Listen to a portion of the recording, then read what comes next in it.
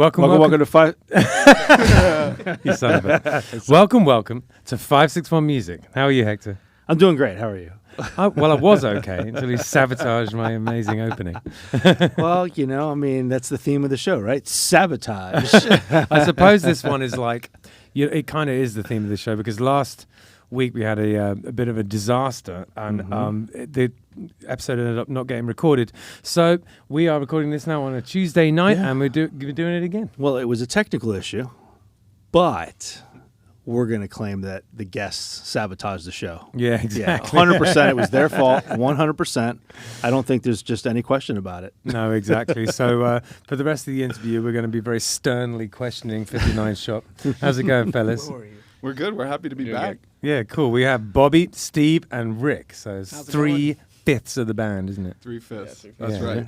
Yeah, cool. So thank you so much for coming back. It was a little embarrassing on our side, but it's super cool of you to be good sports and come see us again a few days later. Yeah, no, for sure. And actually, in many ways, it's nice because we had a really good time during the entire of the last recording. So I think this one could only we had a great time. Yeah, exactly. So why don't we sort of jump straight into it? We're missing two of the members, right? With Josh on bass and Gullah on the keys. That's They're not right. here. Yeah, but we've got 3/5 of you, so that'll do for today.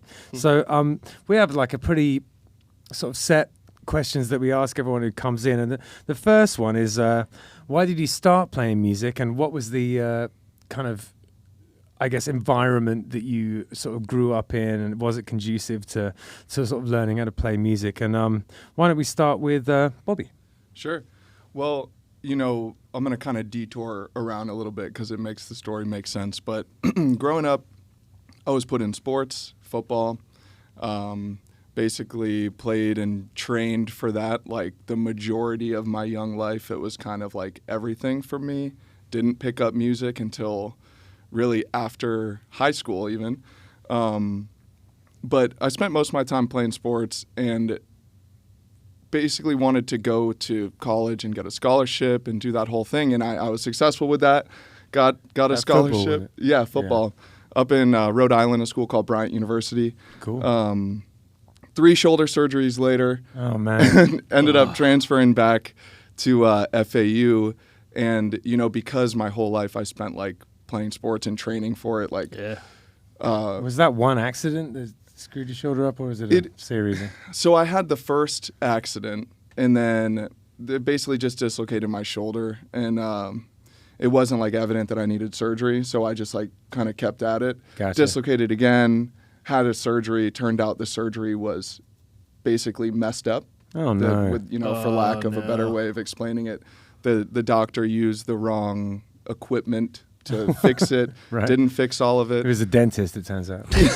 ended up going to the Miami Dolphins doctor to get an MRI after all this, and he's like, you know what, like we're going to need to do 2 more surgeries, one to take all the stuff out and then the next one to actually fix it. So 3 surgeries later, I was done playing sports. It wasn't something I wanted to continue doing. So surprised the Dolphins didn't see how messed up you were and offer you like a position. That's pretty par for the course for that. Right. So like I said, I get back from Bryant. I transfer to FAU, not playing sports, and my mom quickly realized like I had all my time filled with training and just playing and whatever.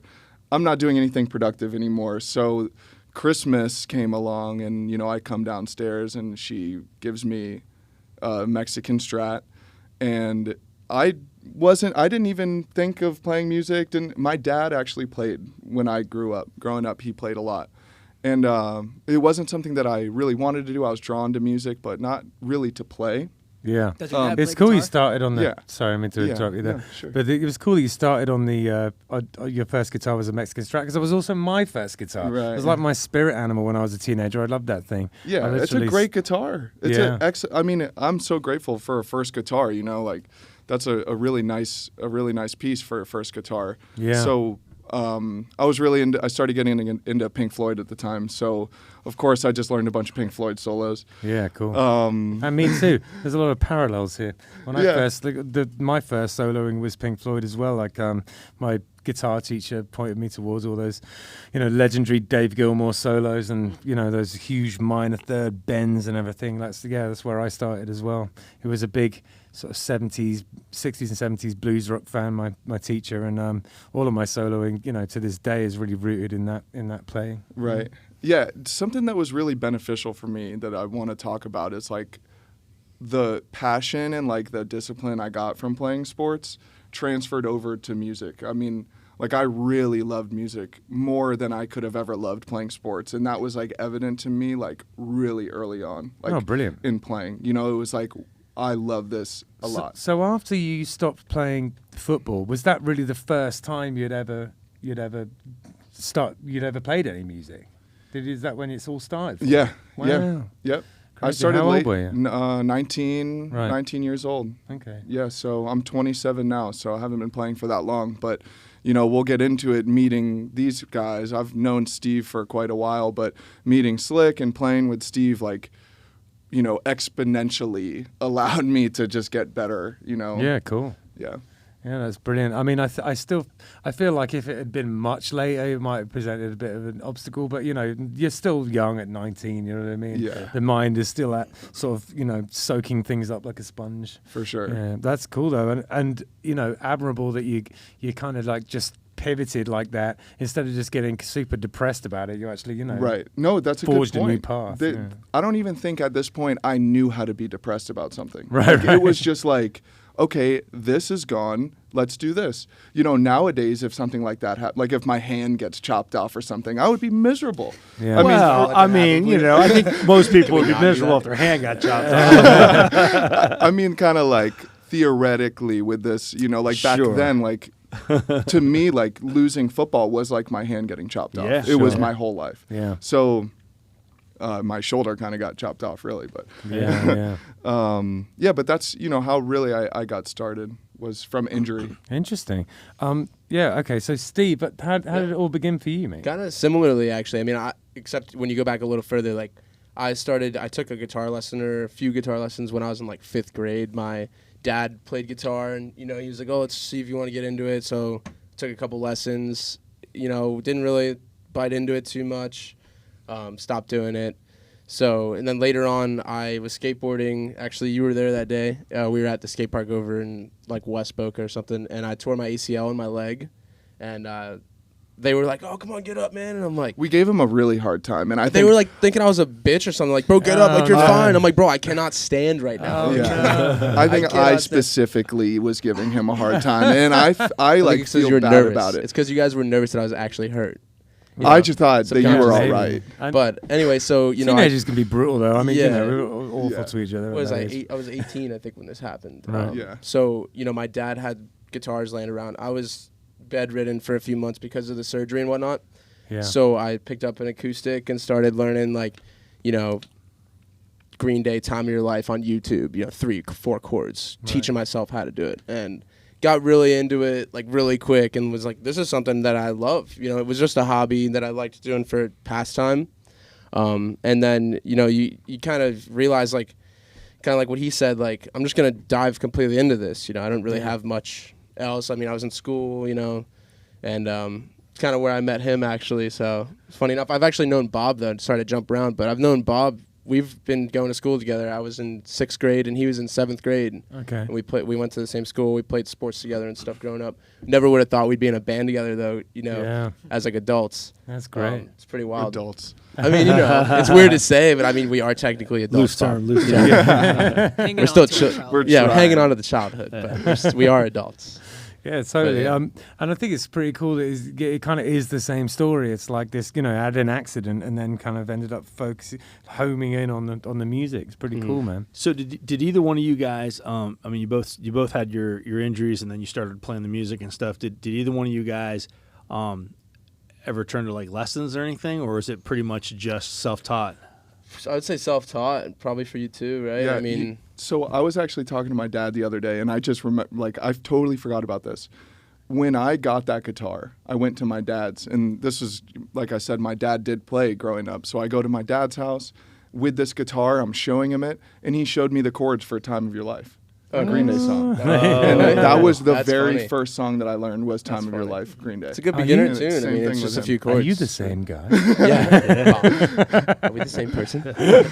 Yeah. How did you get into music, Rick? So my dad always played music when I was growing up. He's like in various Latin percussion bands, or he plays percussion in various Latin bands, Latin jazz. Does he mostly. still? Yeah. Cool. Yeah, he still does. Yeah, Weekend neat. Warrior. Awesome. And so I always grew up around it. I always thought it was really cool that he did that. I always was interested in maybe doing it, but whatever instrument he had didn't really do it for me. Right, Just the percussion it didn't click. Yeah. And I didn't really even know what music I liked for a long time, because I was mostly surrounded by like reggaeton, Spanish music, all this other stuff. I never really gravitated or fell in love with it. Didn't scratch the itch. Right. Yeah. And then, so one day when I was about like 10, this game comes out, which packaged rock and roll into this beautiful, just concise dinner plate. Sure. It was amazing. Yeah. And so, like, Microwave I meal. remember it was Guitar Hero 1, of course. Yeah, and this is weird because it's not the first time I've said this to you, but it's not the first time someone has said that on podcast. Yeah, I'm sure it's not. This inspired a lot of people to play. I was Yeah. definitely one of those people. And along with that, like, Same. not even just like the game itself, but that was how I discovered all those songs. Like, Yeah. I had never heard More Than a Feeling. I had never heard Iron Man or Smoke on the Water Yeah. or I Love Rock and Really? Roll. I didn't actually Yeah, I know never that. had heard those songs until I bought that game. Those are the first time I heard them. Yeah, I think And it's so, like, hugely I knew influential. that I wanted to keep playing. I was just playing the same songs over and over on easy. Yeah. Eventually, I was playing on medium, then hard expert. I needed to play other songs that weren't in Guitar Hero. Yeah. And about a year later, at 11 years old, I picked up a real guitar. Okay, cool. Yeah. Did you end up getting lessons? Yeah, pretty quickly, actually. Okay, I cool. showed an interest in it, and I was not, like, really willing to navigate it, but I kept kind of sharing that I wanted to learn how to play it at, like, the young age. Yeah. It's an overwhelming instrument. Like, For sure. holding one at that age, I remember it just being the most foreign thing. I could You know, barely even... I teach, and I was saying to someone yesterday exactly that. I was like, it is strange that the most popular instrument, and the instrument that everyone plays, is really hard. Yeah. You know, like the guitar is not an easy instrument to play. Right. I think it's because it's easy to acquire, and it's Yeah. cool. Yeah. Yeah, Yeah. exactly. Yeah. Cool factor. I was just gonna say you hit the nail on the head. It's a cool factor for sure. Yeah, Yeah. yeah. But I think the amount of students I get who start playing the guitar and then they're like, oh, this is hard. Oh, You yeah. know, and a lot of them drop off. You know, when they discover that it's not just pressing buttons. You know, you've got to develop Right. muscle memory and calluses, and it's, I always yeah. expected it to be hard. Even at a young age, I knew what I was getting into. Yeah. Okay. That's awesome. And where were you? Where did you take your lessons? Did the guy come to the house, or did you go? So there's a music store in town called Chaffin's. I don't think Yeah. it's called that anymore. I think it's actually gone. Really gone entirely? Yeah, I think Something so. like that. It was Yeah. turned into something else the Yeah, last time I saw. exactly, Like, yeah. but I thought it said music store. Maybe not. I don't know. I don't know if they Lake closed, but I Forest? think it is. Yeah. Yeah, I think it was a family-owned store, and they got bought out or something like that. Yeah, that Yeah. looks like yeah. what So there's happened. somebody else now. Okay, that's that right. pretty sucks. I mean, they were amazing, all of them. Yeah. So Yeah. I took lessons with this guy named Bob Bunnan, Right. who Mm-hmm. he taught there for so many years, and he used to have like these recitals and these mini concerts for all of his students, and yeah, I took lessons with him for about 4 years. Okay. Funny story, man. Chaffin's goes back a long way. Like when I was in first grade, so about 360 years ago, I picked up saxophone, and that's where my parents rented my first saxophone. Like the whole rent to own Nice. program that every Yeah. kids do. I mean, I've done it. I've done my saxophone that I play in Yeah. Killbillies is a rent-to-own tenor from Music Man. Yeah, so that was my first instrument was a saxophone. It was from Chaffin's, which was Really? yeah. Just they've been there forever. Or They have. They were anyways. Yeah, Chapin, he's a musician, right? He's like in Yeah. his own right. I think. Yeah, Yeah. I was talking to someone about it yesterday. Weirdly, apparently, everything we're talking about today, I was talking to someone about yesterday. But, Almost like we had this conversation last week. Theme. Deja vu. Deja vu. Seriously, it's so spinning me out. weird. Yeah, just to reiterate, I was so glad that you guys came back. It's wonderful to do this. But so, who was the who were your early musical influences? Would you say, some of the bands that you sort of got you into music outside of the stuff that you were finding on Guitar Hero? Yeah, of course. Funny enough, like the thing that isn't on Guitar Hero that I discovered that like pushed me even farther down the rabbit hole. One day I was riding with my stepmom in a car, and we were listening to 98.7 The Gator because I saw a billboard, and I was like, hey, let's go to that. It says rock and roll. And I had just discovered the music, so I'm like trying to find some. And Dazed and Confused comes on with Led Zeppelin and Jimmy Page. Yeah. And there's this, the middle section where all these crazy sounds happen. Yeah. And my stepmom had gone and seen Led Zeppelin when she was like a younger kid in the 60s, 70s. Oh, cool. I guess mostly 70s, doesn't matter. But so she told me about like all the violin bow stuff that he would do and how the whole band would just like stop playing and it would just be a spotlight and it was just like these vicious sounds. I was 11 years old. Yeah. And she was describing all this crazy stuff to me, and I just thought that was one of the most enrapturing just things. I never thought it could be so cool. Yeah, my mum was a big Led Zeppelin fan as well. Yeah. And she used to play me all that stuff. Led Zeppelin was a big one for her. Fleetwood Mac, all the awesome classic bands, and she used to play it all in the car when I was growing up. Yeah, that's same here. That's pretty much where I got most of my rock and roll stuff. Was like my dad in the car, playing Led Zeppelin or Pink Floyd, and he would even like point out stuff to me that I wasn't like a musician, so I didn't have the ear. But like on Going to California, when he says like, she laughs and sings la la la or whatever, he like turned it up. He's like, check this out real quick. And I always liked that. I always thought that was cool. But yeah, it's absolutely. Yeah. It's definitely, we get a lot of our influence musically from like our parents, if you will. Or No, at least I me, think I should so, say. Yeah. No, definitely. And maybe sort of me and Hector slightly more because we're a bit older, but our parents were really the baby boomers. They're sort of 60s. That's when they were listening to music, which is really in a way kind of almost like the beginning of rock, like when I guess the 50s was the beginning of rock, but definitely had this kind of the Big 60s. push. Yeah, the They 60s started like exploring with it. Yeah, like they took the product that like was obviously successful and new, and then some people just got like weird with it, Yeah. And that's what birthed like so many different avenues of music from that point. Yeah, totally. And I think that it would have been a lot different to have been, born around that sort of time, the mid-century, because, everything was like exciting and new. You know what I mean? All of the rock that we digest is either old or kind of like a rehashed version. You know what I mean? Yeah. But at the time in the 60s, when they were all listening to this stuff, it was like it was dangerous. You know what I mean? I try to like imagine what that would be like, because we can only imagine. Like, Exactly.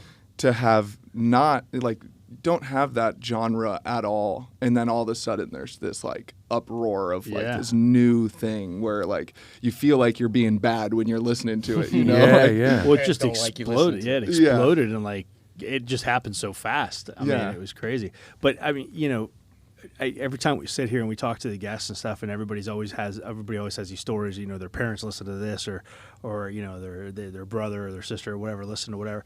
And I don't have I'm a lot like Slick over here. My mom actually came over from Cuba, and like 6 months later I was born, so she came over here and she was pregnant, and so I mean, she didn't listen to rock and she didn't listen to that stuff. My dad was like stuck back there, unfortunately, for a whole political whatever. But and he eventually came over here. But same thing. Like he wasn't listening to rock or whatever. So like growing up, if I was in the car with my parents, my dad was listening to like Spanish public radio, like talk radio, and my mom was listening to like Celia Cruz and Tito Puentes and stuff like that. I mean, I definitely didn't get any Led Zeppelin or anything growing up. I had to like discover this stuff on my own. So it was a little bit different. Yeah, that is different. Yeah, and probably made it a little more exciting and fresh for you. It was it was different. I had to discover bands and stuff, and so I mean, there's a lot of bands that I stumbled across and I listened to, and I'd go show them to people at school, and they're like, "Who's that?" That's great.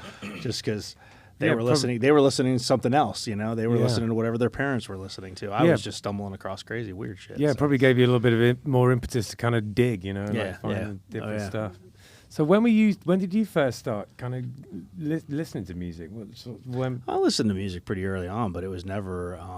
It was a lot of Latin stuff. It was my mom always had albums and records and things on in the house, but it was always merengues and salsa and stuff like that. I mean, it was all Spanish stuff. Yeah, I think I first sort of got turned on to sort of music in general. I started developing my own taste when I was around 11, 12, you know, which would have been like 91, 92. Yeah. So everything, you know, it's all that stuff like Nirvana and Cypress Hill and Pearl Jam, and then all the punk bands, not Blink 182, Green Day, and, you know, Offspring and stuff. That was my era. No, I had an older sister that was about 4 years older than me, and she, I mean, you know, she did listen to some music and stuff, and I kind of navigated those waters, you know, listening to some of the stuff she was listening to. But even that, though, early on when we were younger, I mean, you know, like, I hate to even admit it on the podcast, but, like, we were listening to, like, Menudo, you know? I mean, like, you know, it was just Spanish pop, you know? Sure, yeah. Somewhere along the way, I started getting into the whole alternative and The Cure and that kind of stuff, and she started getting into like the hair bands, Worn In and Poison and all that stuff. But it was, you know, she was a girl and she was checking out all the dudes in the bands, you know. She was all into it. So that's for awesome. sure, man. Yeah. That's cool, man. So, can you tell us a little bit about how the band got together? Yeah. You want to start, Steve? Yeah, I mean, it's a really interesting little story. So, like, we talked about how him and I have known each other for so long. You would have told us we were going to be in a band. We would have been like, what are you talking about? We don't even play an instrument. So, you know, I've known him for a really long time. And then I met Slick at Palm Beach State in a music appreciation class. It wasn't even like a theory class or anything. It was just appreciation. And I'm like, on the second day, like, barreling all these questions to the teacher that, like, are there, like, instruments we're going to play, like, super specific questions that like maybe only a musician would ask or something. So he just kind of comes over and he sits down and he's like, so what do you play? And like he looks like a shredder to me, you know, he's got the chain and all that, the long hair. Like I had only been playing guitar for like a little bit at this point. Already had the hair? Oh yeah, he had He's had the hair the whole time. He's had the That's hair. great. And so I'm thinking this guy's, you know, probably rips. And so I tell him I'm like a guitar player or whatever. He's like, oh, let's jam sometime. Bring your guitar to school. So next class, I love this part. Next class, he's like he doesn't show up. So I text him like, yo, you coming today? He's, oh, I'll be there. I'll be there. So he comes after the class, skateboards from his house with his guitar, and like Legend. We jammed after my class. He just skips. Sorry to put you on blast. That's but all good. I failed the class. Skips class. Skips the music class to play music. jam. Like I feel like any like real professor would be like stoked. I mean, kind of like. Show up to class then jam. Technically, I got this band out of the music class, so. There you True. go. Yeah, because then basically after I met him, him and I had been getting together and like sucking pretty bad. Like really bad. Right. We were, Like, we we were have having fun videos. though. And it was good. It was great. We were having fun. So we were sucking, and I'm like, "Yo, I met this dude. Like he shreds. You got to come and hang out." And he was all like, I'm like, "Nah, man." I'm like, nah, like I He's can't too do good. that. He's like Like, embarrassed. Steve yeah, for sure. Steve calls me and he's like, dude, like I met this dude. He rips. Like he's incredible. And I'm thinking like, I don't even know like what an A chord is. Like I'm like figuring this out a little bit. He's gonna think I'm an idiot. Yeah, exactly. And Steve's like, we gotta all jam. Let's go jam. And I'm like, I don't know, man. But I mean, I ended up sucking it up and then coming I over. convinced him a little bit. You know? Yeah, and I don't know what we played first, either like the Since I've Been Loving You chords Or the G minor, Shine on You Crazy Shine on Diamond You Crazy for like 20 Diamond. minutes. Like just Yeah. one chord. Just like I'm like doing nothing and he's like blowing our minds and I'm thinking, oh my God, I'm part of this. This is unbelievable. And that was like, that opened the door a lot for me, like that feeling. I mean, the first thing he played for me was I went "Boo-na-na-na" from one Metallica, and he goes in front of it. I'd never seen something like that before, and I was just like, "Whoa!" I've seen it in the videos and stuff, but never like in front of my face. Sure, yeah. Or at a concert, but that's different, you know. No, it's magical. You know, when someone's good, especially when you're young like that, it just, you know, blows your mind. For sure. I remember at my school there were loads of pretty talented. I was lucky enough to be at school with some pretty talented players, and you know, I looked up to them so much as a young fella. I was, you know, that was a big part of the reason I ended up doing it, was because how much I kind of idolized these dudes, and you know, years above me who were sick players. And we were really lucky. We had the school I was at had like a separate music school building, and I was a music scholar, so I got to basically just spend my whole time there. I barely had to play any sport, and I just got to pretty much live in there, which is I was in heaven, man. And there was a little area where you could go and hide and smoke cigarettes too, and shut up girls and stuff. Right. It was the best. Yeah. Yeah. Our equivalent to that was sitting in Steve's like office or music the room, room. what it became, with like a full drum set, bunch of amps, like. I mean, we would be sitting this close together, like playing for hours and hours and hours, like loud, like blowing our eardrums out. probably Like, bad. Yeah. bless Steve's parents. Shout out to them, because they were like troopers throughout that time. They support it, but I would tell my mom like something like, "Hey, you know, when they're gonna come over and jam," and she would like leave the house for a couple hours and like give us the house to she ourselves would to jam. always it's like pretty good. allow us. Anytime we were like able to get together, like there was never like we can't because like my parents are home. Not that I can remember. It was No, like they they supported it. Like, always supported it. That's which was awesome. Yeah, that's amazing and It was super nice. important when you Yeah. guys are trying to get something off the for ground. sure. Yeah. Like my That's dad how it all loves our started. band too, so Yeah. you know, he's a big supporter of us from the beginning. Like from when we were in the room sucking, he'd like open the door and be like, and shut the door. And Well, that's okay. it. There's We got two, one there's person's two kinds of approval. people in there. There's the kind of people who are just excited that you're doing it and Yeah. like kind of impressed that you got the motivation to try and do it and Mm-hmm. like into listening to you sort of grow. And then just the kind of grumpy people who are like, oh, it's noisy. Yeah. You know, Right. luckily you got the former. Yeah, we were Yeah. like obviously passionate about it, you know, and Yeah. that probably I know like my mom and my parents, like Steve's parents, Slick, like I feel like when you see like your kids like feeling something like that, like Yeah. you got to let them grow, let them do it, because Yeah, totally. man. Yeah, my mum and dad were pretty cool with that. My brother had a drum kit. We used to just jam at all hours of the day, you know, and they just totally just let us do it. It was so much fun. Yeah. We had that one issue with that neighbor. We had a neighbor. We were jamming at my house. It was like 12:30, maybe 1 a.m. or whatever. And reasonable time. Apparently, he had been blasted on the window, you know, at the room where we were jamming in. But we were so loud, we didn't hear it. I had just bought this bass amp, so we had everything cranked up. And so I'm like walking out to my driveway. I was like walking one of my friends out, and there's like a cop in my front yard. Well, I didn't even ask what happened. I'm kind of like, someone called for a noise complaint. He's like, yeah, this guy said he was banging for 10, 15 minutes, you know. Oh, that's funny. So he moved out a couple months later. I'm not kidding, he really did. That's funny. wow. I mean, you know, no hard feelings. That's hilarious. Yeah. if you're listening. I didn't know that. I'd say I've got some noise complaint stories. We actually got kicked off Singer Island because we made too much noise, my wow. and our landlord got taken to court. Are you serious? Yeah, I've chilled out That's a little pretty bit cool. since then. Chilled out. Yeah, not much, That's but awesome. a little bit. So where do you guys rehearse now? So we started at Century Pools Warehouse, which was a place that I used to work at. I was a pool boy, did that whole thing. Just a Shout out to pool boy. Connor, my best friend growing up. His parents owned the company. They got me in that, and you know it was great. They allowed us to jam, practice in their warehouse. Eventually, we were able to make a move to our own space. So we got our own warehouse, which Literally a block away from the A other block place, away. too. It's And- crazy. yeah, through like a connection that I made through that job, the landlord, and you know it's like a big. We have it all like dialed in. You know, we got the lights, the couches, the tapestries, like everything is like fully set Pretty up. cool spot. Yeah, it's Lovely. like it kind of reminds me, like having these warehouses and like those first the Century Pools one, and then the one we have now.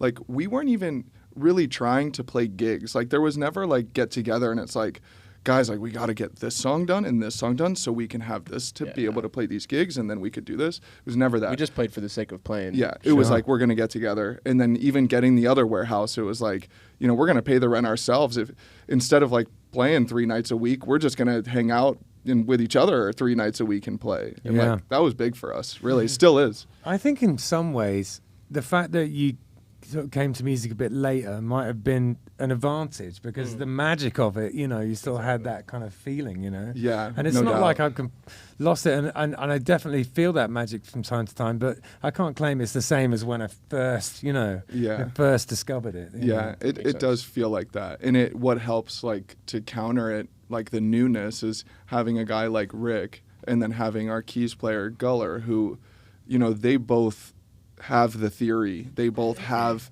like a lot more than No, Steve I and mean, Steve they and do, I yeah. have. Like I'm just a drummer. so like to have that, like to put these two things together, I think is really great for us. Yeah, you for know, sure. In our sound, in the writing process, all that. Yeah, that kind of wide-eyed, like slight musical naivety, but then, you know, also have the knowledge there in the same band. Yeah, Yeah, like for Yeah. instance, like the other day we're like kind of putting something together, and Guller's like I don't even know how you would come up with something like that. Like, to me, like, I don't know what he was like getting to. Like, He's basically saying, like, theory-wise, like, where we went with the song, like, he would have never thought to do it. But since we weren't, like, taking theory into account, we were just playing, where do we go next? Go here, and it sounded okay. No, I get that. Yeah. And I feel boxed in by my theory knowledge for sure. We've had that conversation before where it just seems like, you know, there's that two sides of the equation. You know, you got the theory and you've got the people that don't have. I mean, I'm self-taught on bass or whatever, and I don't have any theory. And you know, you do get that weird approach of like, hey, we should try this, and then someone like Ben with theory will look at you and go, huh. Yeah, that's right. That actually works. Actually, James has written this instrumental piece. Oh, yeah. And it is really unusual because it's not really based on any kind of system. It's just like what he thought sounded good. And so I had to figure out the chords to fit with this really quite strange, interesting melody that he wrote. And we ended up writing this quite exotic, kind of very unusual piece of music because I was having to kind of like figure out how to make the harmony work around the melody, you know? Yeah. But a really cool piece of music at the same time. Yeah. You know? I imagine Rick and Guller both have to do that around stuff that I put together like quite frequently. Yeah. Honestly, that's the most beautiful way to make music is not to be boxed in and to be like, well, theory's not working. We'll have to try like all this weird stuff now. For sure. And I feel like theory is kind of like it should come after music happens. I agree. You know, I feel like in our educational systems, you know, not to bring up some weird stuff, but they teach all this music theory first. You start with music appreciation. They should really just stick an instrument in your hands and just like tell you like this sound goes with this sound, you know, like just make kind of melodies and stuff, and then tell you that what you did was that. I have a tendency to agree with you in the sense that it's a language to explain the sounds you're making. Yeah, and that should exactly. be considered as such, not like the language is king and learn that and then try and make music using it. Exactly. They make it out to be a vocabulary when it's only really a vocabulary to explain something that like already exists. Yeah, I totally agree with that. And, you know, the beautiful music comes from your soul. It comes from, like, the sound that you feel like you should hear next, not, you know, what's a perfect fifth from this that would work. Yeah, totally. I mean, it is helpful, and I think that it has... There have, you know, certain things that I've written and certain kind of avenues of creativity that I've found have come from my knowledge of theory, but I would say that more so the other way round, just like, oh, that sounds cool, like what did I just do, you know, for sure. Kind of going back with that 60s explosiveness of the new creativity that happened, like they were just trying shit, you know, like, oh, that was cool. Like Hendrix going in the back of his amp and tweaking it all and making his guitar scream like that. Like he wasn't thinking theory when they he don't was teach doing that in music theory. Not at all. It's like innovative. It's definitely... That's how you got to be innovative, is get outside of the box. Yeah. For sure. Yeah. How did you meet talking to the other two guys in the band, how did you meet them? So you want to tell, he knew Josh first. Josh is our bass player, and we worked together, and he knew about our music thing, but I never knew he, like, played or anything. He's like, oh, I had a guitar 10 years ago. I learned a couple songs. I was like, okay, cool, that's dope. Well, we go to like an Expendables show in Jupiter. He comes over to my house. We're going to carpool. He gets there a few minutes early. I'm like, yo, come in my house real quick. I'll show you my music room. I have like instruments and all this cool stuff, whatever. It wasn't as done up as you probably think, but more so cables all over the floor. But so I just put my bass in his hand. I was like, here, just noodle. And he's just like, boom, boom, boom, boom, boom, boom, boom, you know, just, and I'm like, okay. Like, honestly, dude, you should come and jam at our warehouse because I'll show you. Like, he was holding it like he kind of knew sort of what he was doing in a way. Yeah. So I was like, yo, come to our warehouse and I'll, show a couple bass lines. Next thing you know, he's jamming with us. And it was like, boom, we got our bass player that like we needed for so long. Because like I was playing bass and we had our buddy Connor, whose parents owned the Century Pools company. He was playing drums with us. Yeah. And I was going to be the bass. But then he kind of, took a different direction. And then I was like, okay, I'll play drums because it'll be easier to jam without a bass than without a drum.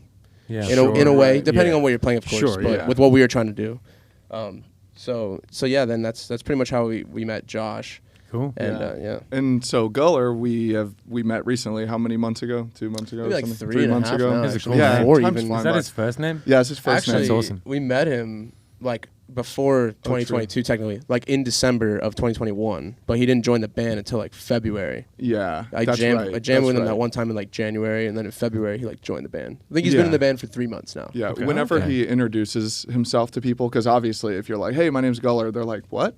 Yeah. So he's like, it's like color with a G. To everybody, Yeah, like literally. I'm just waiting for it every time he introduces himself. But we were playing a gig at Third and Third, and at this time we didn't have a keys player, it's just 4-piece.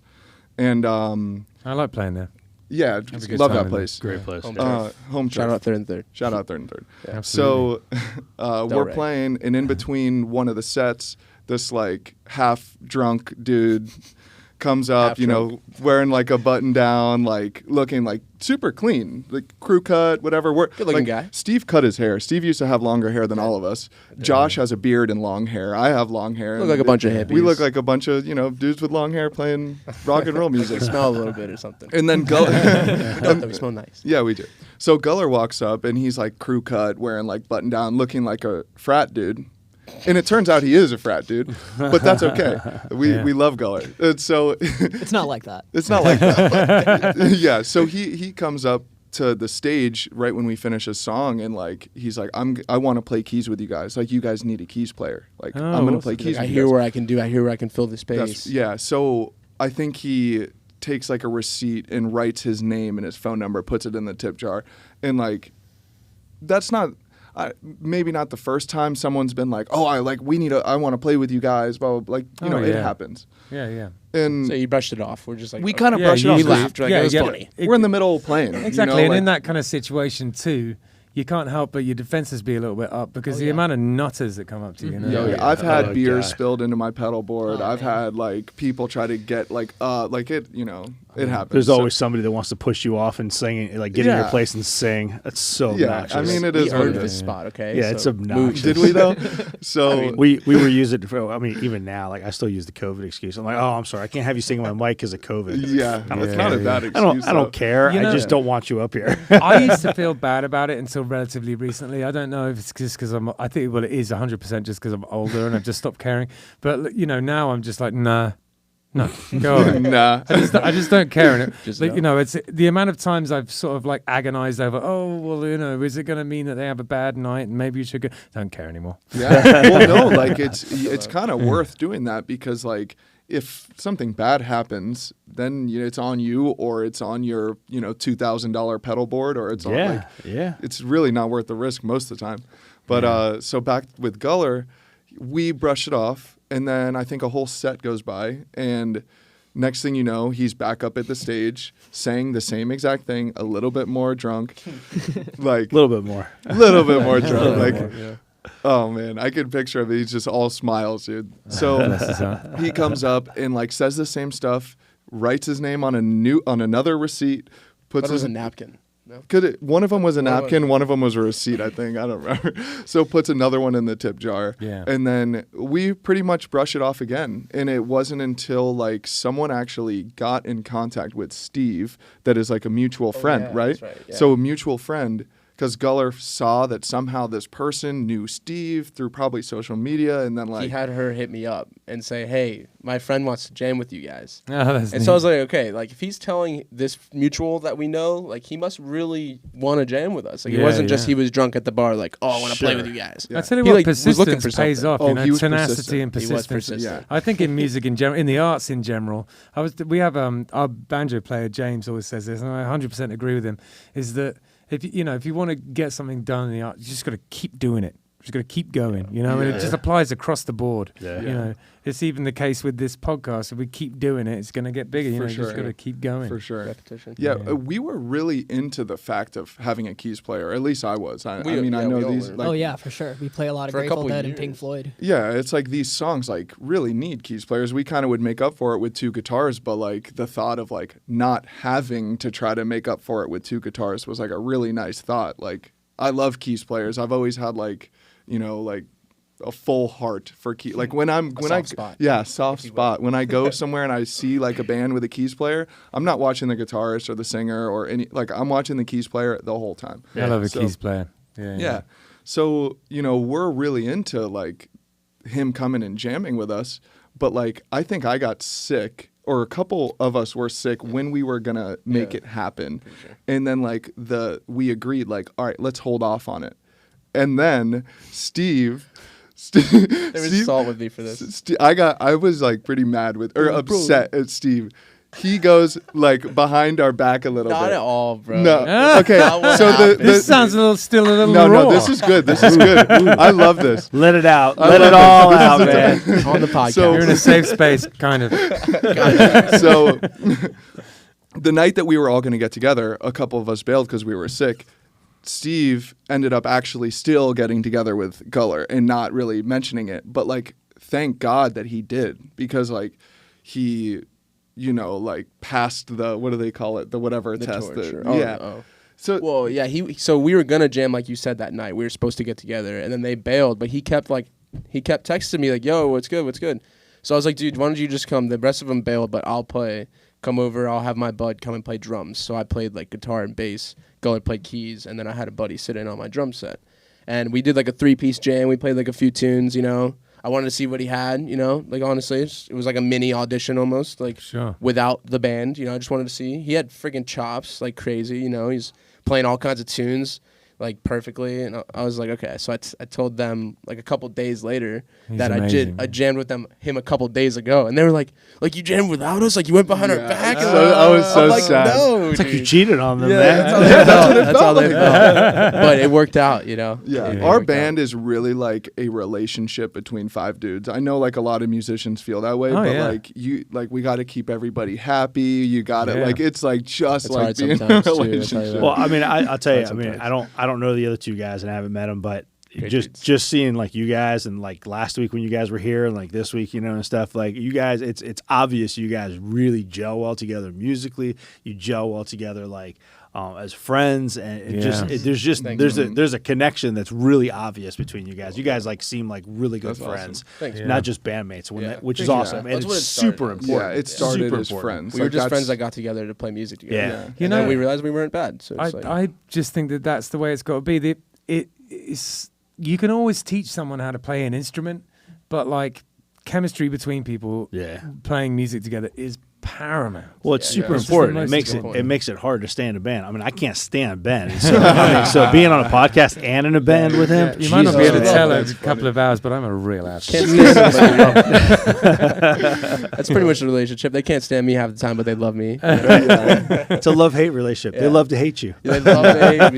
yeah, we're all friends, like even without the music, you know. Yeah, so see, it, like and that's super important. right, it's always been like kind of the cherry on top. Like, oh wow, this is like working a little bit. Yeah. People want us to play at this place. Sure, exactly. Wait, we're Yeah. getting Let's go paid to do play it. our own music. Like, I don't whoa. even care if we get paid. Let's go do it. Exactly. You If it's a know? good hang first, you can't go wrong. You know, if you Yeah. kind of do it anyway, you know what I mean. It's Yeah. I kind of feel about Killbillies at the moment. You know, we're all good mates and we enjoy hanging out. So you know, that's just a huge part of it. And I've been in the opposite situation before, where it's been pretty poisonous atmosphere, and that just. Trying to play music with people where you're all mad at each other, it's the Sucks. worst. Doesn't matter how Yeah. good it doesn't matter Yeah. how good the musicians are. We Yeah. can't Yeah. do that. I feel like the music will suffer, no Yeah. doubt, Sure. because I feel like the heart and soul of what we're doing is like the connection between each other and the synergy and that's like everything. Because for me, like I have like more skill now than I did like a couple years ago, but like the the connection is like really what Yeah. energizes the whole thing Yeah. and Yeah, for allows sure. it to be good. True. Yeah, I mean, I have 2 sisters. Like, I never had any brothers. Right. And not to be cheesy as fuck, but like the band is like the brothers I never had. You know, Yeah. never had a brothership. Brothers you brotherhood. never wanted. Brothership, The brothers I never Brothership wanted. is a good I didn't band ask for name. you guys, man. Brothership. Brothership is a good band name. Like Mothership. Oh my god, it's amazing. Mothership. Yeah. I'm gonna be a Zeppelin Mothership tribute. Nobody take that. That was actually the first album I ever bought. Really? Mothership? Yeah, Nice. Mothership. And It's I'm the buying greatest the hits album, so domain it's not now. Sent. So how do you guys write songs? Do you have a kind of approach to that? I would say there's like a two-way street there. I personally will write stuff on acoustic, Bop songs. and they're called Bob songs, Right. and they don't always translate over. They're kind of like a little bit. How would you guys explain them? Melancholy. I don't know. melancholy. Like, Gotcha. Yeah, that's a good word for it. yeah. I Like, mean, The color you described blue. it to us as like slow David Gilmour early stuff. yeah. Like, I really like George Harrison a lot. I really, you Yeah. know, so sometimes, I don't know, the influence just comes out in Reflective that way. and Yeah, mournful. introspective, Yeah. that type of thing. Navel gazing. so sometimes, like maybe 10% of the time, a Bob's song can translate over into a 59 Shop song. Yeah. Otherwise, most of the time, these songs will come out during like Just like jamming, jams. or what's it like? Just We'll do like a jam, and someone will do something cool, but do that again, do it Yeah. over and over, and then someone adds a little different flavor to it, puts a little sprinkles on top there, and then you can kind of okay, that's kind of cool. Let's see what we can do here, and then Yeah. kind of just bounce around ideas like that, rather than like sit down and try to be like, okay, we need this, and this, which we do that too, but most of the times they come together very organically. Like Yeah. most of our tunes, honestly, like if I could think about like all of our originals, almost all of them are either like a Bob song, only a couple of them, or they're like tunes that we made up in the warehouse just jamming, and we're like, yo, we like that, we should develop keep doing it. that, Yeah. keep doing that, and So and that kind of like we really like improvised jamming. Like it's one of the things that kind of got me really involved in music with these guys was instead of like, hey guys, like we need to play this cover, we need to like learn, I'm gonna learn these chords. It was like, let's just play these Spontaneous. chords. And Rick was good enough to be able to play over pretty much anything I possibly could have played. So like that allowed us to just jam and meander for like hours at a time sometimes. And when you get to a certain point, something may happen and then Yeah. you'll be like, what was that? And then Yeah. it's either fucking gone Yeah. or you're able to recall it. And then like that is kind of like the seeds of the new song. And Right. then nowadays we don't really have like a great structure that we're like, okay guys, it's time to write a song. Like this is what we're going to do. That never happens. No. Like I ever. like the fact that it comes from a jam with you guys because that truly is a team effort. Like, Yeah, it's yeah. great. it's always team effort. Kind of Yeah, like yeah. abstract painting in a group of 5 people. Sure, yeah, it's Yeah, that's badass. such a great way. holy cow. What about lyrical content? How do you come up with that? Who's So- that mostly? I have like, I went to school for journalism. Like Right. I was always really drawn to writing. Still to this day, like my day job is involved writing. Great. So I like writing. I have like books that have poem, song type things in it that'll probably never ever see the light of day. Get Oh, I got used, plenty but- of those, yeah. Yeah. But like Probably. a lot of time really like I know Steve and I will improv, during the jam and just come up with like little melodies and sure. and that sort of thing. Some of our songs I would say are deeper, they just involve more thought and like they're intentionally like deeper. Whereas other songs are like in the moment, like this is fun, like let's do this. And we're kind of trying to have like that two-sided coin. And this kind of goes back to like Pink Floyd and then maybe Grateful Dead, where it's like Pink Floyd is like this theatrical, like planned, deep, introspective thing. And we have originals that I would say have like a taste of that. And then we have other ones that are more like, I don't want to say disco-y, but more like we're in the warehouse, we're in a good mood, we're like jumping around, having fun, and then we're, singing. Yeah. Like, so Yeah, something you could dance to, yeah. Yeah. But Well, I think now would be a good time for you to play us some of this music we've all Yeah. been talking about. let's do it. All right, good stuff. All right. Let's do it. All right, ready?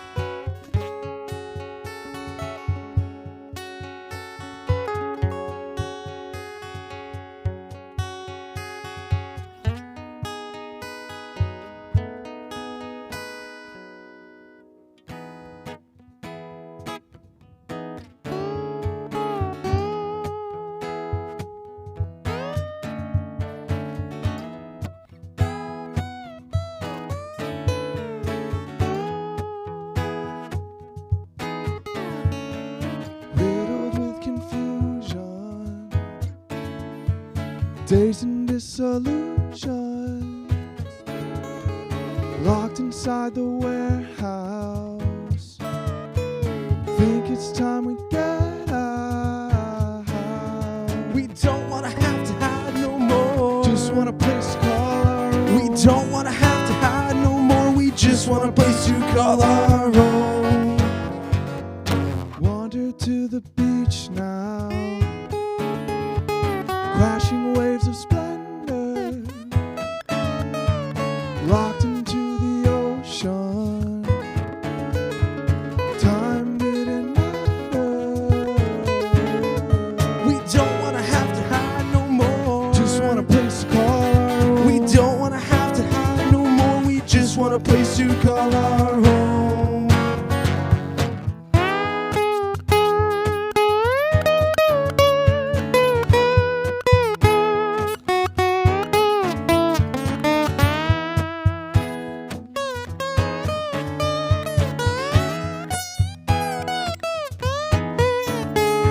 We're filling up the van now. Road trip to the future. We need a place to jam out. We need a place to jam A out. psychedelic venture. We don't wanna have to hide no more. Just want a place to call our own. We don't wanna have to hide no more. We just want a place to call our home.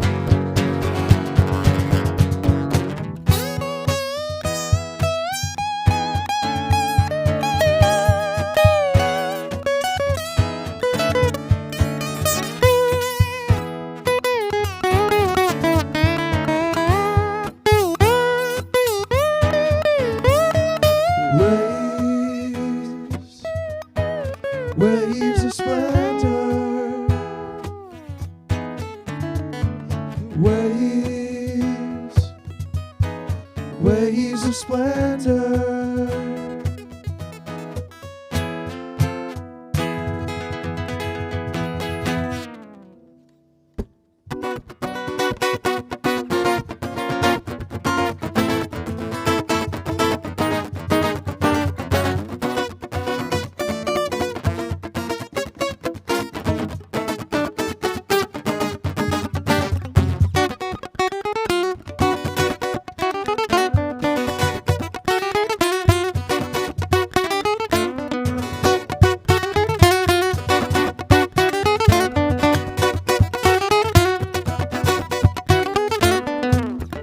Got no time for small talk when you're talking to me.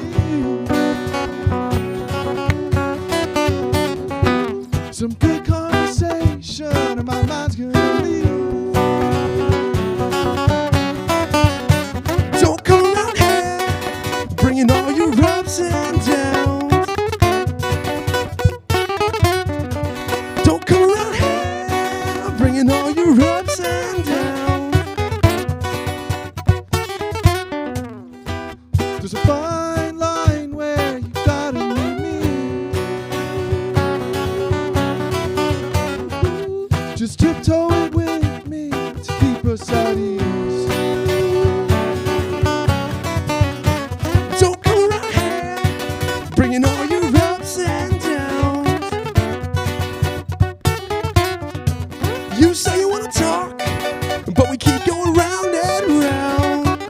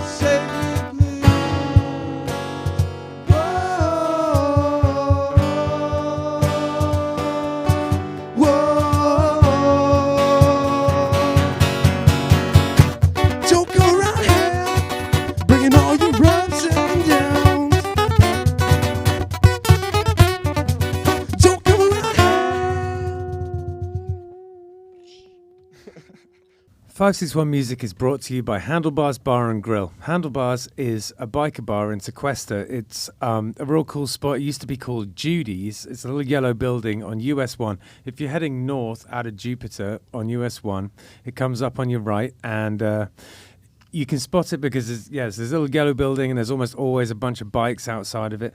There's a bike night every second Thursday of the month. We just played it, didn't we, last week? We did. It was had a fun. great Good time, man. Yeah, absolutely. Yeah, it went really well, actually. And there is a jam every fourth Sunday of the month. Now, that would be this Sunday, except that it's not happening this Sunday.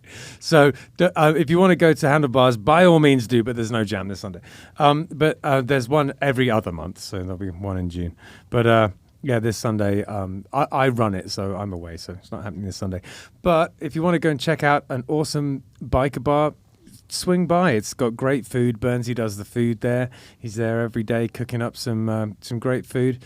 And there's a whole bunch of different beers on tap. And yeah, it's a family-run local place. So if you want to support local and go and check out a Jupiter piece of the furniture that's been there for years and years, go check out Handlebars Bar and Grill. This podcast is also brought to you by Oasis Root Kava Bar. This is a Kava bar in Sea Grape Square on Indiantown Rd. So it's if you're Indiantown Rd and alternate A1A, it's the north east corner of Indiantown and alternate A1A.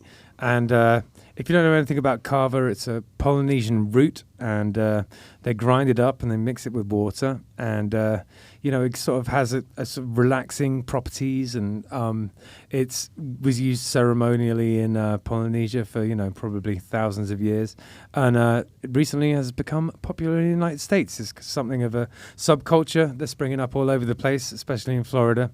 And whereas some of these places are kind of, I guess, almost like a kind of club environment, Oasis Root is it's kind of more of a cafe vibe, and it's pretty chill in there. It's open from 8 a.m. to 1 in the morning every single day, including Sundays.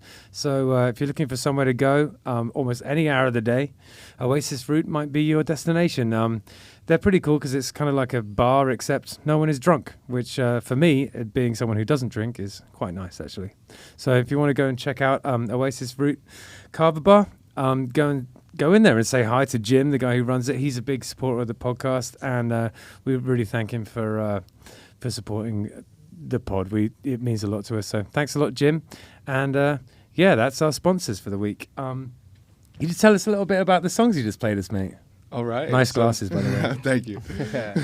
Steve, you want to fire that off?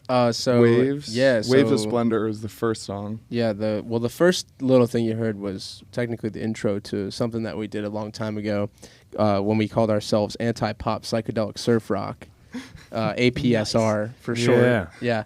So that was us three getting together and just kind of being like really out there. 20-minute long psychedelic jams. Yeah. Awesome. Hey, do you remember what happened 14 minutes No. in? No. Not at all. Does it matter? No. Yeah. And then it went into a song that we call Waves of Splendor, and it's basically Waves of about Splendor.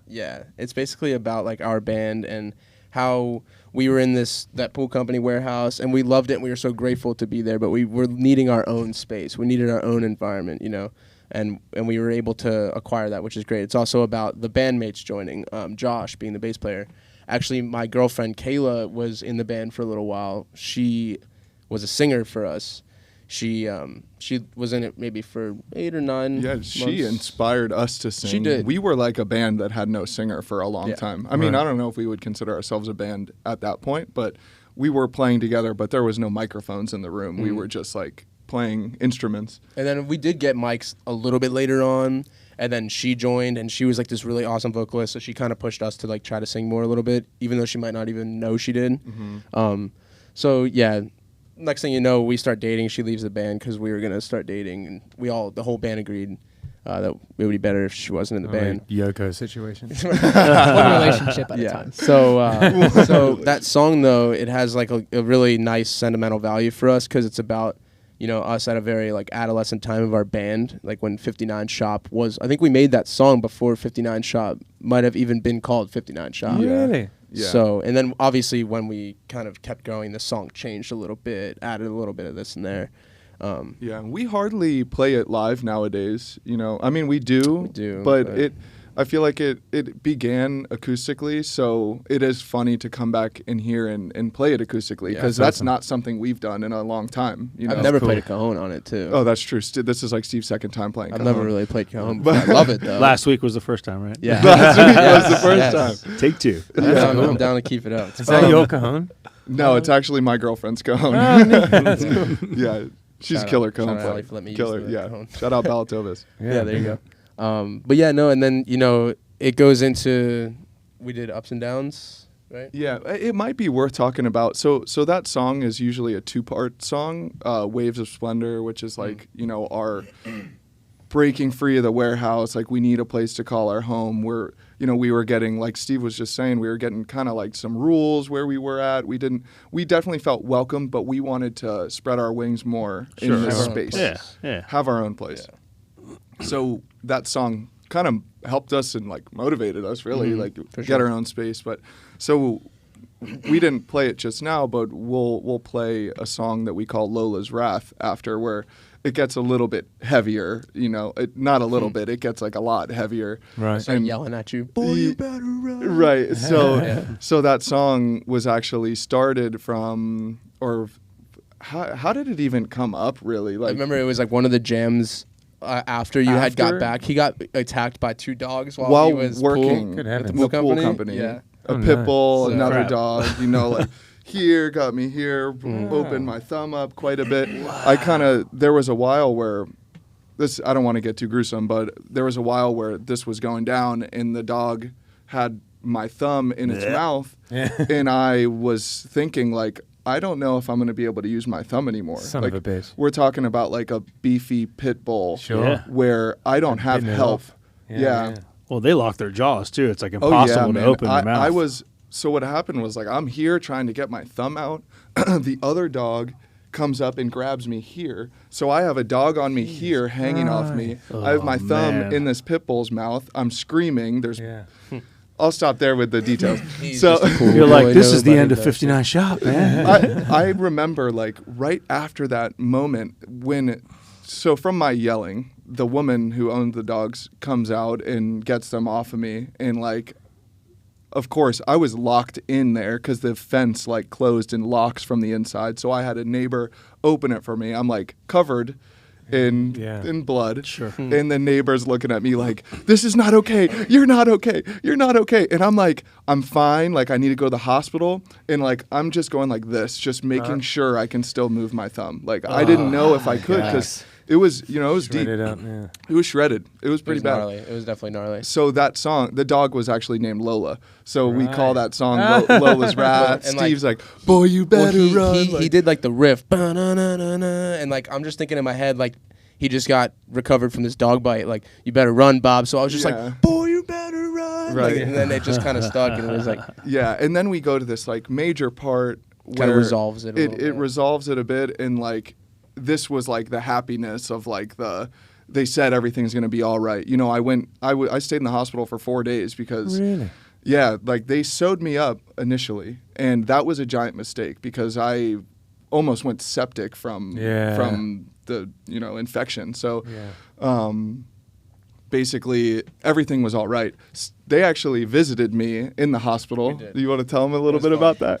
it was a good time.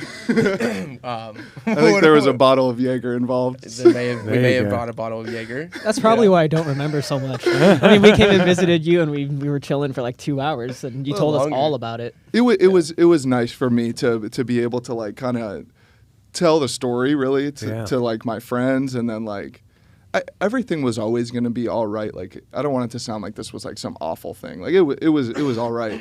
But like that moment, like when they came and I hadn't seen anybody in 3 days, or any of like my close friends, and they come and it's like everything's going to be all right. And then those lyrics made it into the song, and Cool. to this day when we're singing that, I'm just in my head like when we're yelling, boy, you better run, I'm like right back to that moment. Yeah. And then we resolve, and it's like it's I really got a few awesome. tunes like that, just kind of autobiographical tunes that just take me right back there for sure. I actually love that. Yeah. So the next thing we're going to do is take it. That was such an interesting story. Oh my God.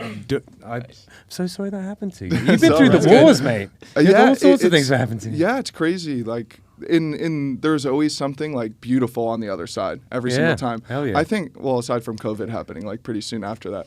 It takes rain for grass to grow, I always say. So, Yeah, really. And I think like right after that, when I was able to play again, is it my time frame right? Did we start playing gigs after that?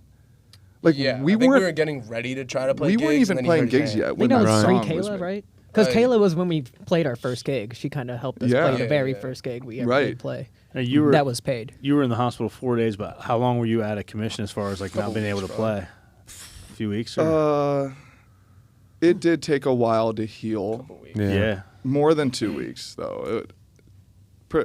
Maybe I would say like a month. Yeah, I would imagine. But would take a it's while, not yeah. it's my picking hand. So Yeah. like I was able to hold a pick pretty quickly. You just Right. duct taped it to your fingers. Yeah. You recovered amazingly quickly. Thanks, You were playing, we were jamming, and I didn't even think it was real. Yeah, maybe Yeah, it you were wasn't able a to. month.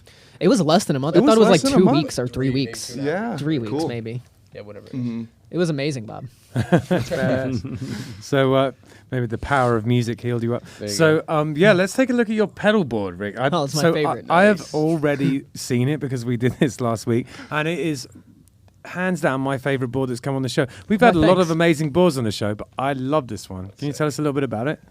Sure. Oh, absolutely. Start with the let's tuna. start from the very beginning because I started out without a board, of course. I bought a loop pedal and had a couple other random pedals that I just would bring in a bag over to Steve's house before we were a band, and I'd dump them all on the ground and find buttons missing. We're like, "Oh, screw it, it's fine. I don't need that button. It's already on." So one day, me and Steve are just hanging out, pre-band. We're not a band yet. And we went to Guitar Center, and we left. I realized hours later I forgot my phone. Even more hours later, I mention it. Honestly. Yeah, we were at the beach. I was chilling. It was like great. I was like, I think it's at Guitar Center. If not, there's nothing I can do about it. I'm just gonna. He did say just gonna very relax. relaxed. He was relaxed. He's like, yeah, I left my phone at Guitar Center, I think. Meanwhile, we're like, at the beach. Guitar Center, Okeechobee is like kind of far. Sure. I'm like, Yeah. slick. Like, let's leave right We now were, and get your phone. Way out by Hammock Beach, which is way out in Delray yeah, somewhere. like in Boynton Delray area. Yeah. So we go back to Guitar Center, of course, and I walk in, and there's a guy who's selling a bunch of stuff. He's selling this Schecter guitar. He's selling a pedalboard case. He's selling like a pedal board, a bunch of pedals. Well, he'd just gone in there with a bunch of stuff. Yeah, he went Right. in there with a bunch of stuff that maybe he never got around to becoming a musician, but like he had funding to try. I don't know. He had a bunch of That's what it stuff. looked like, And he bought a just bunch runs of in. stuff. I'm like waiting in the car for him, right? And he like runs in to go get his phone. And like next thing I know, he's like running back to the car, and like he like opens the door. He's like trying to find like his wallet, and I'm like, just like, what are you doing? He's like, I need my wallet. So I'm like, okay. So I turn off my car and like I follow him in, and like the dude is like holding like all this gear and stuff, and the guy behind the counter at Guitar Center. I was gonna buy a pedal off of him, a wah pedal, because I hadn't have one yet, and Yeah. they were gonna give him something crap like $35, and I'm like, I'll give you 40. Yeah. I think it was even less than that. Like been if they were robbed gonna by give him Guitar like Center $20, before. I'll be like, I'll give you It was the 25. Vox, right? The Vox The Vox Classic. wah. Yep. Yeah. Right.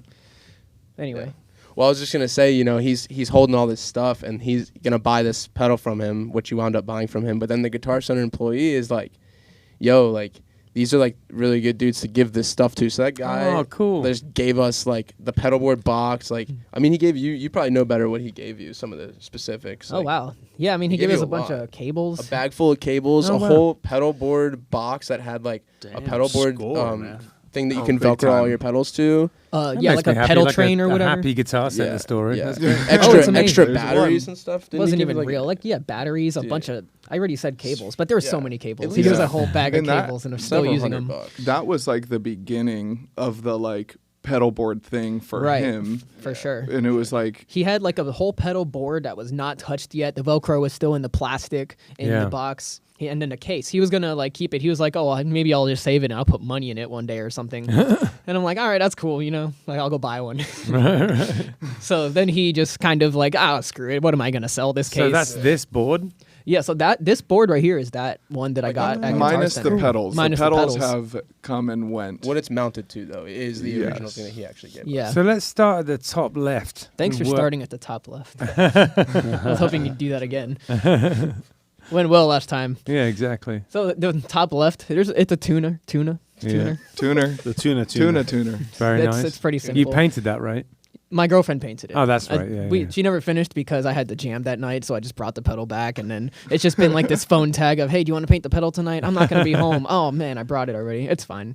Gotcha. So that's the tuner. Yeah. It's nothing interesting. What's Next one's the orange? phaser, the orange one. That one is just amazing. It's like a beautiful pedal. Like phase, let me think, Frank Zappa, a lot of David Gilmour songs have that exact pedal on it. Yeah. Next one's a distortion. That one doesn't exist on my board anymore. Okay. So it's not important. Okay. Replaced it with an EQ pedal. We're going totally out of order. Like if there's any like pedalboard nerds out there, we're not going to get into the series of what goes into what quite yet. What's the octopus fella? What's that about? Yeah. So skip over. Well, there's a wah pedal. We all know what a wah pedal is. This octopus pedal, it's by this guy out in LA who just makes like custom pedals, and they're kind of like to solve like a bunch of these like random problems, creative problems that you would have making a pedal board. Right. So I get to split my board into two halves, like with one of the knobs like controlling some of the pedals and the other knobs controlling the rest of my pedals, like and its volume. So I have it split to where I have all my distortions and like gritty effects on one half of the octopus, and then I have like my delays and reverbs and pitches on the other side, so I can mix the two accordingly, have like a really strong distorted signal and also have this more washy thing underneath I can mix accordingly. Cool. And that works amazingly. That octopus pedal is amazing. Yeah, then and it doesn't do anything. You've got that Keeley Dark Side, which I've just been quietly obsessed with, and from talking to you last week, all of my suspicions have been confirmed that I do in fact need to get one. It's super cool. I'm actually impressed and surprised all at the same time that we had this conversation last week. An entire week has gone by, and you do not have this pedal. I thought for sure you were going to say, and so I've already purchased this pedal in the house from last week. Could you tell us a little bit about it? Yeah, super awesome. So like one half has fuzz and the other half has a bunch of modulation. The idea of that pedal, it's called the Dark Side, has a black triangle on it. Yeah. It's supposed to be able to recreate every tone on Dark Side of the Moon. Yeah. Guitar tones and stuff. Yeah.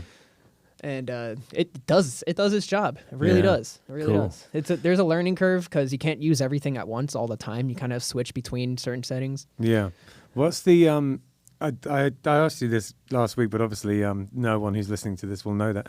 So what's the how heavy can you get with the fuzz, with the gain kind of tones on there? Does it kind of go it gets heavy enough to where I'm not even touching my guitar and it's just feedback. Like I'll take my hands off and like feedback and loudness and grittiness, and I'll play one note and it's like the walls. Because I think part of the thing that I was wondering was that was it going to have enough beef for me? Like if I wanted to use it like in. I'm playing a ska punk band called No Name Ska Band, and I was wondering if it was going to have oomph for that, but it sounds like it does. It does. Oh, man. And like that level knob, like the volume on the fuzz is so sensitive. Yeah, cool. I like to set mine really high and set my guitar volume down, so I'll like swell my guitar up as I hit a note so it sounds like a violin coming in, like loud. Sick. I usually play my guitar like at 2 or 3 volume, like on the guitar itself. Yeah. And I'll like play with the volume as I'm hitting notes, especially like playing lead and right. And it allows me to have like that searing like. Sure. Yeah, it just gets louder. Like sort of never-ending sustain type. Yeah. Oh yeah. When my guitar's on 10, it's don't even pick it up. It's just crazy, crazy amount of force behind it. That's awesome. What's the little guy next to the Dark Side? That allows me to put pedals in between the 2 buttons on the Dark Side. Okay. Probably losing people here. So we're going to get real complex. It is complex. Like I wish we can see the underside because the absolute nest of cables there is. Well, that's the thing that I'm really fascinated by with this is that, it like you were saying last week, that it's greater than the sum of its parts. There's pedals on there, but just the way that you've got them sort of put together means you just have got a bazillion different options of what you can do with it. Right, for sure. Yeah. With a combination of like the octopus and I guess, everything else, but mostly the octopus. Like it lets me just isolate certain sounds, and kind of hold them. And so, let's get into like this bottom corner with these 3 pedals. Yeah. That's the second half of the octopus. Like there's the right half with all the distortion and all the lead tone, and then there's the left side with all the bottom 3 corner pedals, and that's a pitch, delay, a reverb. The one on the bottom left is from like this smaller company called Old Blood Noise Endeavors out of Seattle, I believe. Right. And they make the craziest stuff. Like, and It's a cool name, Old Blood Noise Endeavors. I'll remember that. they're out there. They're really out there, both in the stuff that they do, the videos they make, and they're just a lot of fun. It's fun to watch their videos because they're all really awkward, and it's like they just hit play and try to describe something after taking huge bong rips. It's really great. It's a wholesome That's joy how to you know watch. they know I what can they're relate doing. to that. That's why I like Sounds them. familiar. You know, Yeah, yeah. I want to like them. So Yeah, I bought yeah. this pedal and it's amazing. It's like a tremolo reverb, has like this weird like filter phase reverb Cool. that I can like, has 2 buttons on it. One of them holds the note forever, and I can change the speed of the tremolo while the note's being held. So I can Right, do a lot yeah. of keys style stuff. One of the things you were explaining to me last week, which I thought was really cool, was that you'd have the reverb trails coming off of the high pitched tone Right. from your pitch shifter. Yes. But then you can't hear the you got the tone from your guitar, but then the reverb of a pitched up tone. which Yeah, is- so the pitch sounds really shifter, interesting. since it's on the left half of the octopus, it doesn't affect my lead tone. Yeah. So it's the pitch shifter is kind of just hitting the reverb. Yeah. So it turns into like this really high pitch reverb if I want it. That's like shimmering and like Yeah. oscillating speeds as I turn to.